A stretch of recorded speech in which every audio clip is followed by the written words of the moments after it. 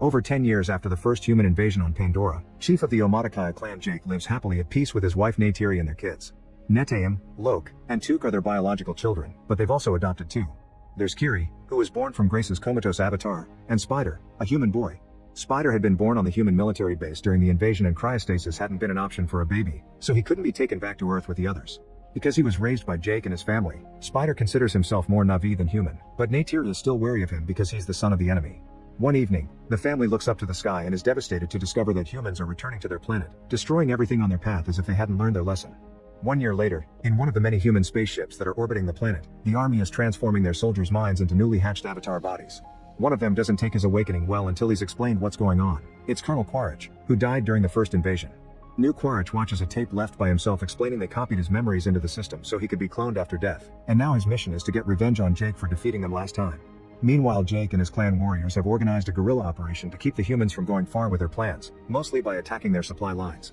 Most of them use traditional weapons and ride on mountain banshees, but as a former human, Jake still likes to take guns for his personal use and has adapted human communicators to be used among his family. During another very successful raid against the humans, Luke gets too cocky and disobeys Netayam, jumping into battle to help his dad in order to prove himself.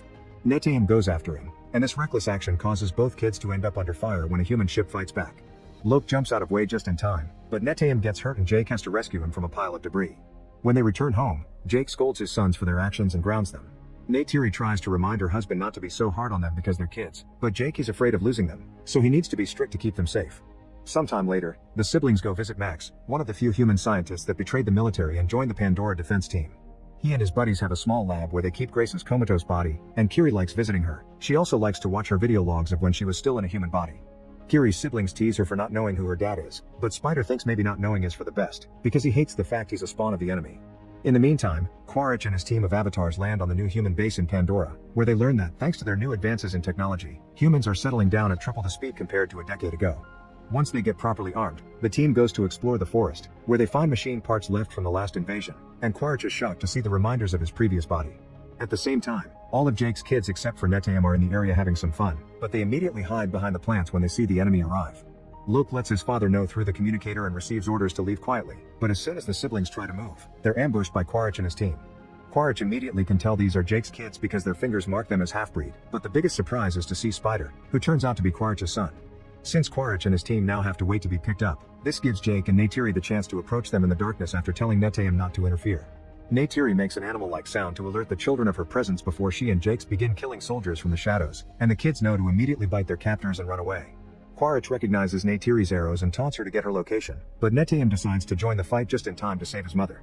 At that moment, a human ship arrives to pick up Quaritch's team, so Neytiri concentrates on reuniting with her children, not even thinking about finding Spider as well.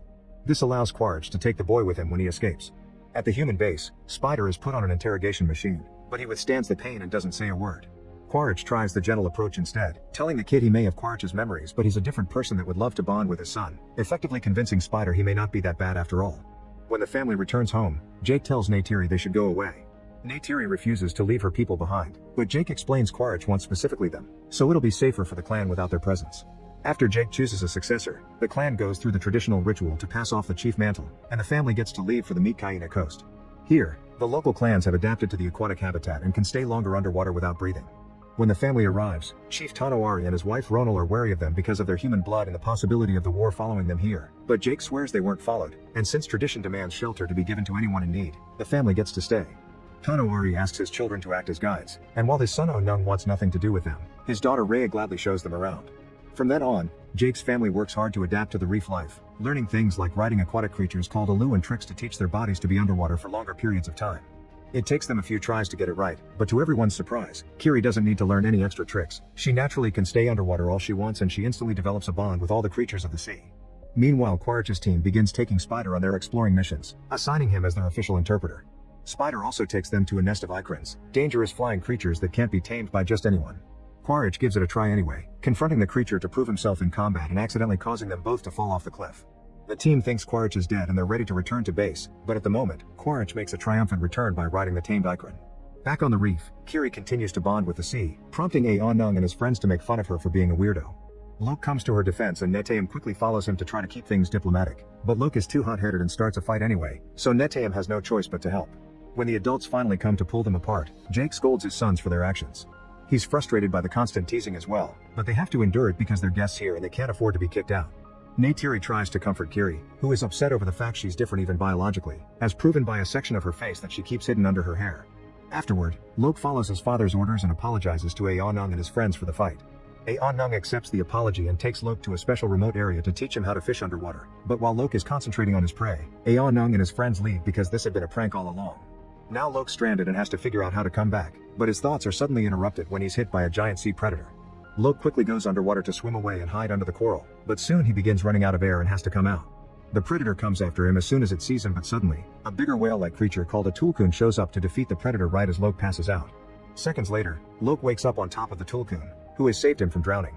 Lok befriends the tulkun and as thanks for the help, he removes a harpoon from its fin left by human whalers. Then the tulkun guides Lok back to the village, although it leaves before it can be seen. Lok reunites with his family and Tanawari tries to apologize for his son, but Lok lies and says it was all his idea. This gets him scolded by Jake again, who calls him the shame of the family. Afterward, Aonung wonders why Lok lied for him, and Lok explains he knows how much it hurts to disappoint your dad. The next day, Lok tells everyone about his adventure, and the locals realize that Lok met Payakan, a tulkun that went rogue. Everyone thinks it's a killer, and they won't listen to Lok when he says Payakan's actually nice. A few hours later, Lok goes looking for Payakan and asks why it was made an outcast by its own family, but Payakan refuses to explain. While they swim together as friends, Rhea takes Kiri to their clan's Tree of Souls in order to connect her mind to it and meet Grace's spirit. After a warm hug, Kiri asks why she's different and who her father is, but before Grace can answer, the connection is lost because Kiri suddenly has a seizure. Her siblings take her back to the village and Jake calls Max so his team can take a look at her, but then one that brings her back to consciousness is Ronald thanks to the use of a traditional medicinal ritual. Max and his doctor friend explain to Jake that Kiri had an epileptic attack and she shouldn't connect to the tree ever again. Since Max used his own ship to reach Jake, the signal was picked up by the human base. They lost it when the ship went further into the sea, and to find it again they'll need someone that knows the area and can help them visit hundreds of islands. Quaritch takes his team to negotiate with a whaler ship, and when the whalers refuse to help, Quaritch forces them to collaborate by threatening them with death. While a pod of tulkuns makes their annual visit to Tanawari's village, Quaritch and his men reach the first island and capture the locals to demand information on Jake. Spider finally gets to see how ruthless Quaritch is when interrogation turns violent and the boy has to stop his father from killing everyone just because they don't know anything. Unfortunately, Quaritch still orders his men to burn all the houses. The news of Quaritch arriving at the island soon reaches Tanawari, who warns Jake he's being chased after all. Neytiri wants to go after Quaritch to end things once and for all, but Jake asks her to be patient and make a proper plan. In the meantime, Lok goes to visit Payakan while his friends watch from the shadows to see if he's telling the truth. Lok wants to know why Payakan is an outcast, so the creature opens its mouth and Lok swims inside to connect his mind to Payakan's. This allows him to see the whole story. It turns out Payakan's mother was attacked by whalers and Payakan fought back to defend her, but its pod still kicked Payakan out because they're supposed to be a peaceful species and violence went against their beliefs. When the kids return to the village, Tanawari and Ronal furiously scold them for disrespecting Tulkun's culture. At the end of the day, only Rhea supports Lok and expresses how proud she is of him. Sometime later, Quaritch realizes that violence won't make the villagers speak, so he agrees to help the whalers hunt the Tulkuns, knowing that killing the creatures the locals consider their brothers will draw Jake out of hiding. Now Spider has to watch and discuss how the whalers send up ships to kill the Tulkuns with specialized weapons that can track the creatures' noises. To make matters worse, the only reason they hunt Tulkuns is to extract their brain enzymes in order to use them in anti-aging remedies, and the rest of the creature is wasted. The whalers throw the bodies back into the ocean and when the villagers find them, they immediately blame Jake and his family for it. They want to go out and fight back, but Jake presents them the tracker he found on a Tulkun fin and explains as a trap, so for now, they need to stay put and simply tell the Tulkun to swim away for safety. Lok realizes that nobody will warn Payakan because it's an outcast and he goes to do it himself, ignoring the warnings from his brother. Netaim takes his sisters, Aonung, and Rhea with him to follow Lok, and they find him trying to remove a tracker from Payakan's fin. The group jumps in to help, but it's too late. The tracker has already sent their location to the whaler ship and it's coming for them. The siblings use their communicators to tell Jake of the incoming danger, and Jake alerts the whole village, who immediately grabs their weapons and jumps on their illis to join the fight. The kids manage to remove the tracker and swim away with it to get the attention off Payakan, but this is exactly what Quaritch wanted and he sends his men after them. A rather long chase begins underwater, and since the kids need to stop to breathe, it gives time for the humans to catch up to Lok, Tuk, and Rhea, and they capture them with a net.